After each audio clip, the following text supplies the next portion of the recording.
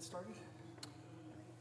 Anything I what? Do you need anything before you get Oh, started? no, I don't think so. Okay, you ready to go? Pretty happy. Good. I just want to give him a copy of my Oh, Martell? list. Yeah. Okay. Hopefully he shows up in the next 10 minutes. I'm sure he will. He's here. He's in the building. Yeah, I saw him briefly. Just Okay. didn't want to bug him.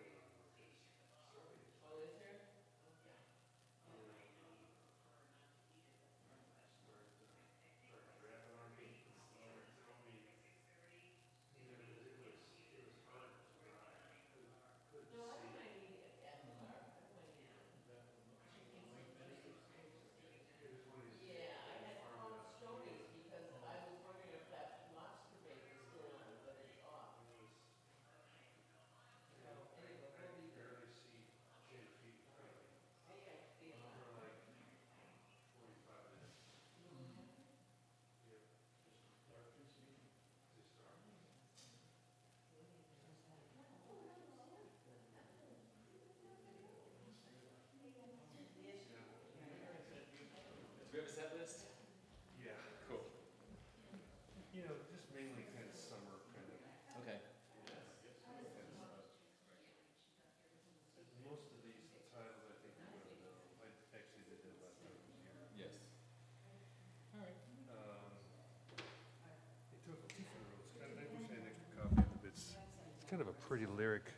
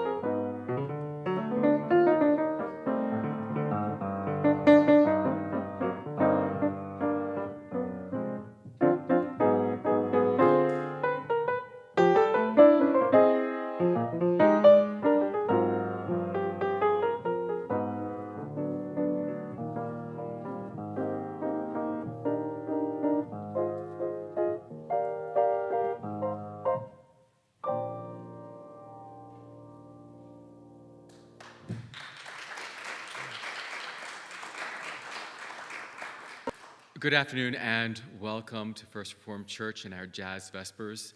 Today we have Wayne on piano. We're missing Mike, and you'll say something about that a little later on.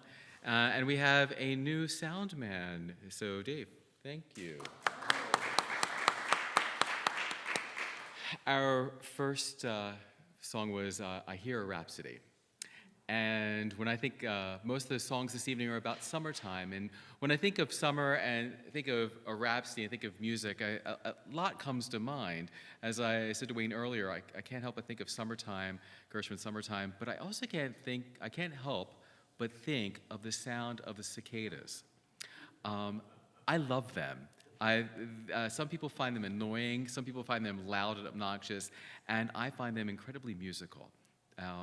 And I look forward to the sound of the cicadas and how the sound gives and takes and grows and swells and then dies off. And so when I think of a rhapsody in summer, I must admit, I think of cicadas and love it. We have two for the road next, correct? Correct. I guess I should do something biblical and talk about the road to Emmaus, but we will worry about that afterwards. Okay.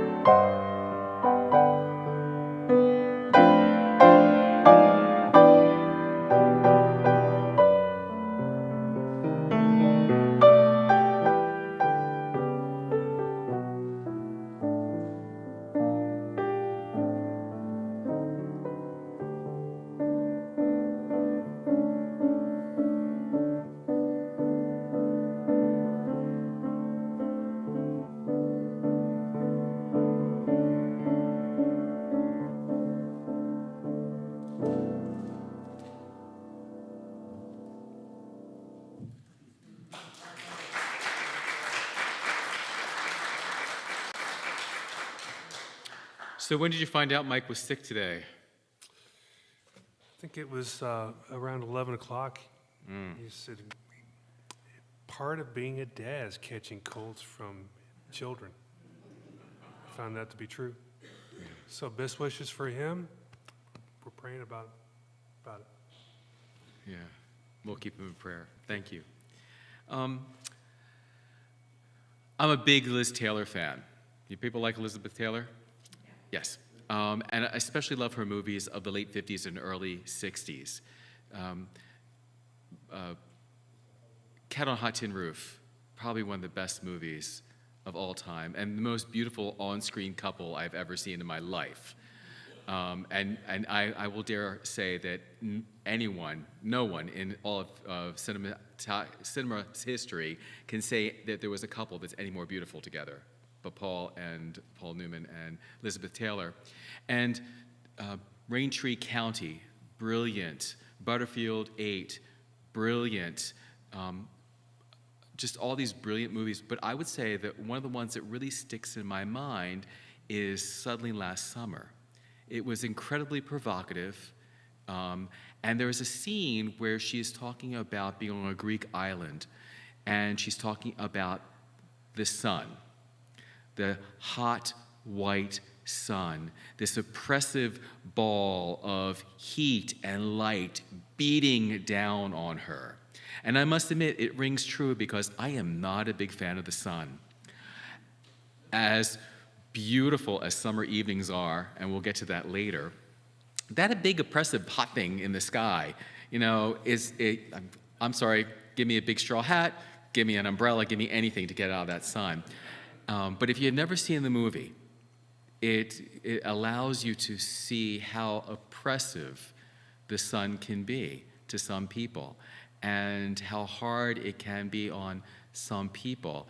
And her soliloquy in that is just breathtaking, leading us into a song called Solar.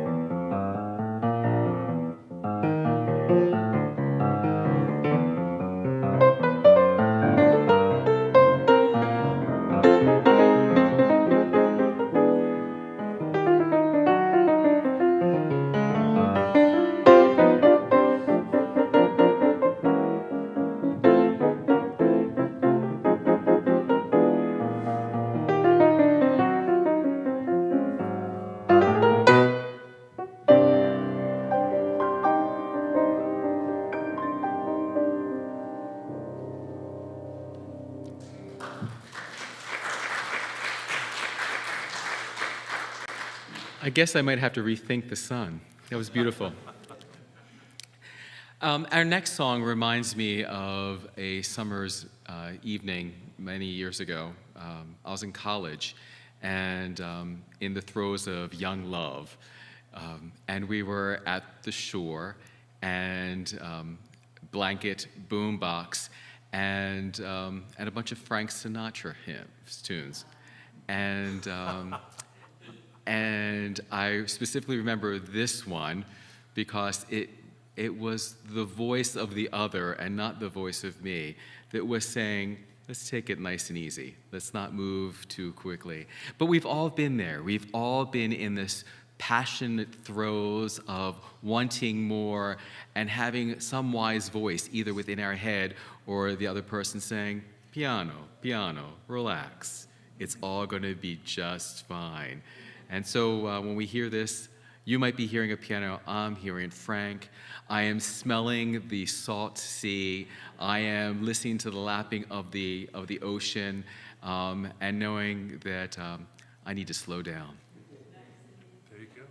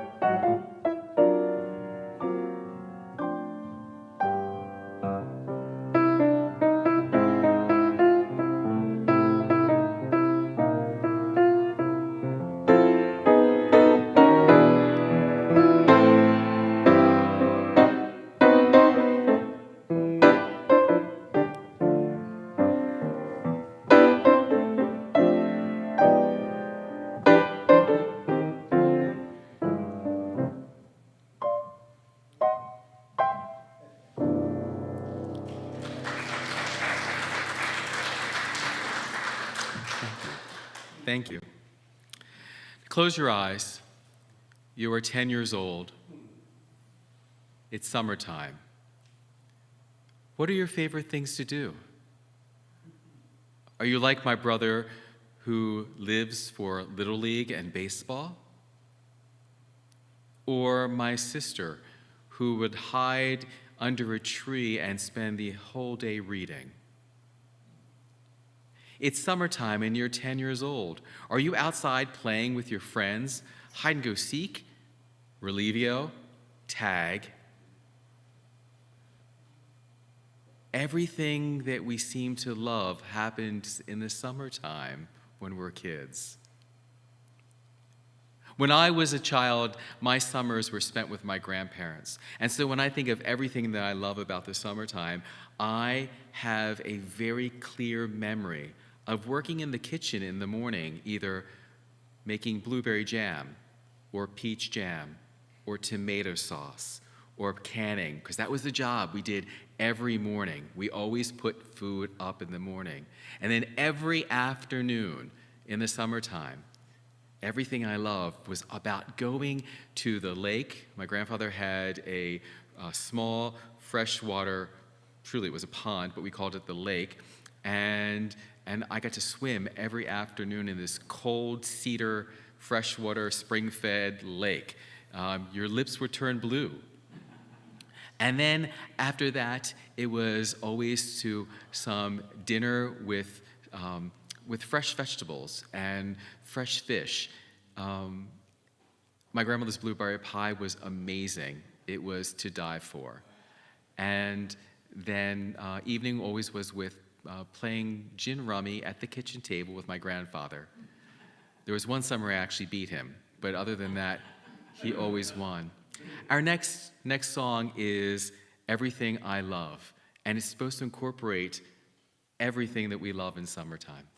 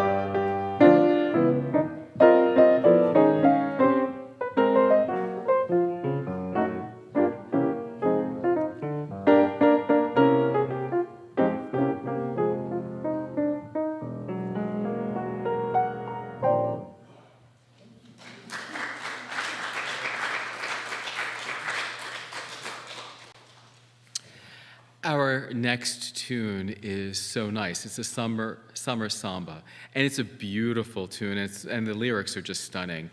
It's about how it would be so nice to have someone to samba with me, in short, to hold me tight, to dance the night away in summer. And this song would mean something different to me. It has meant something different to me now than it did when I first heard it.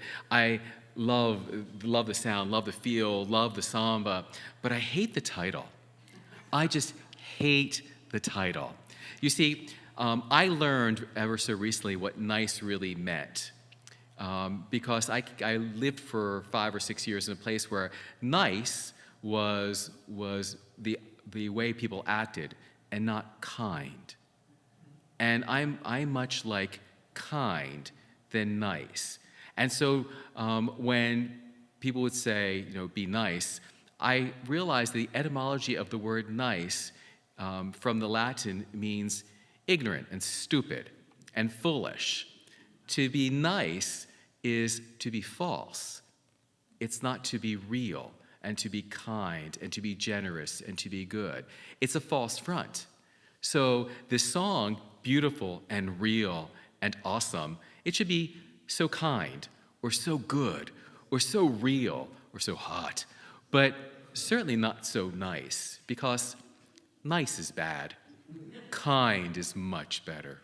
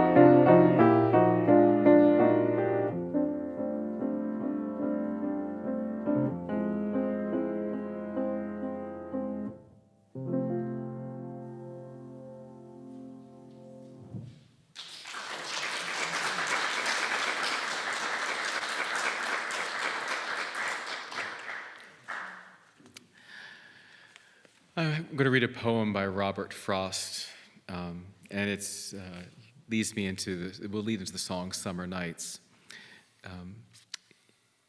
And Robert has a point to make, and I think he's wrong, but here we go.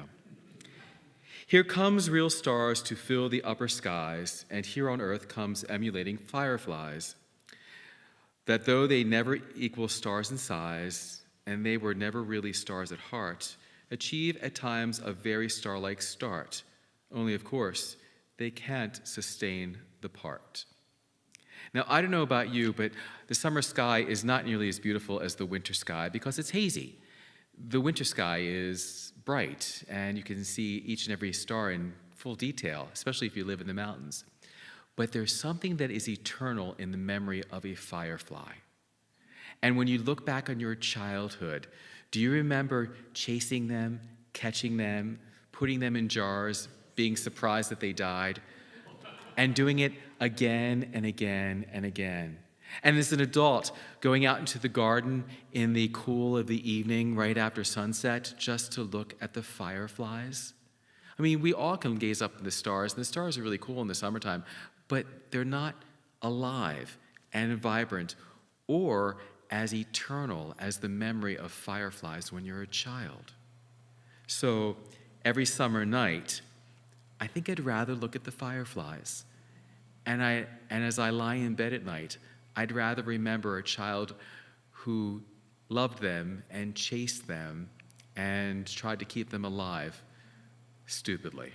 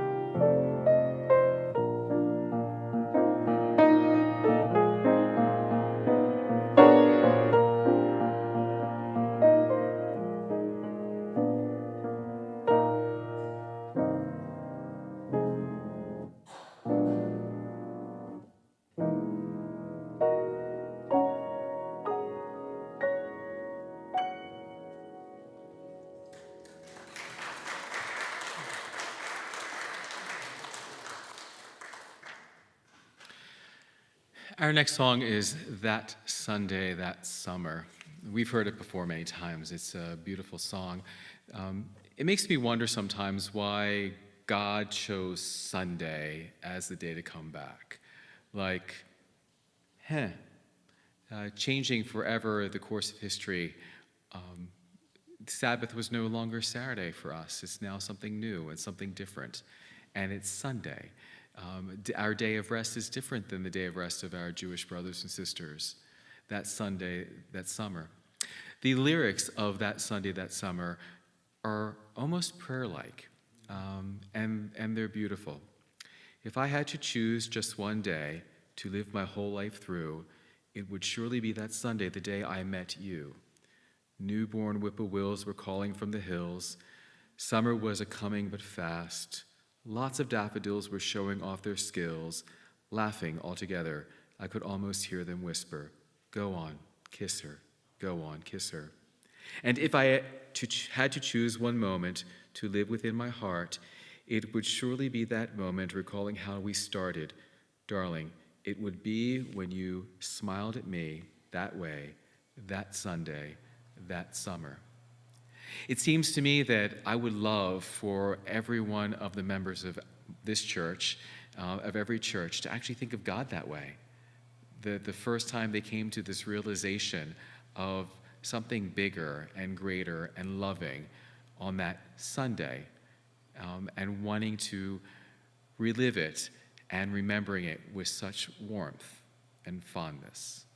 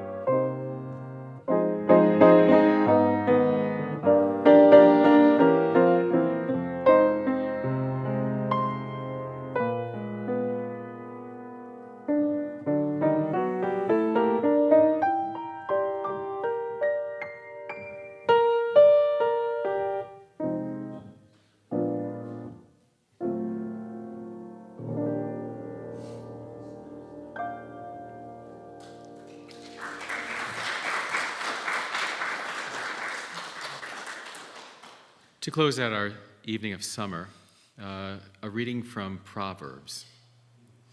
3 things are too wonderful for me, 4 I do not understand. The way an eagle soars in the summer sky, the way of a snake slithering on a summer's rock, the way of a ship on the high seas, and the way of a man with a girl. 4 things on earth are small, yet exceedingly wise. The ants are small, yet they provide their food in the summer. The beavers are without power, yet they're smart enough to make their homes in the summer's rocks. The locusts have no king, yet all of them march in rank during the summer. And the lizard can be grasped in the hand, yet it has found in kings' palaces. We are blessed to have these small and beautiful things of nature to remind us of beauty and of strength and of wisdom. So this summer, thank the bee who's pollinating your vegetables, and thank the ant who is loosening the soil with the worms, and be grateful that the summer provides so much abundance for us to last all winter long. This is our evening here. Wayne, thank you. Dave, thank you. Ms. Geiger, thank you for our lovely spread, as always. And for those who wish to support us, we have a box in the hallway that we're happy to take any and all donations. God bless. Have a wonderful week. You want to go? I'll play my favorite things. Okay. Close out if that's okay.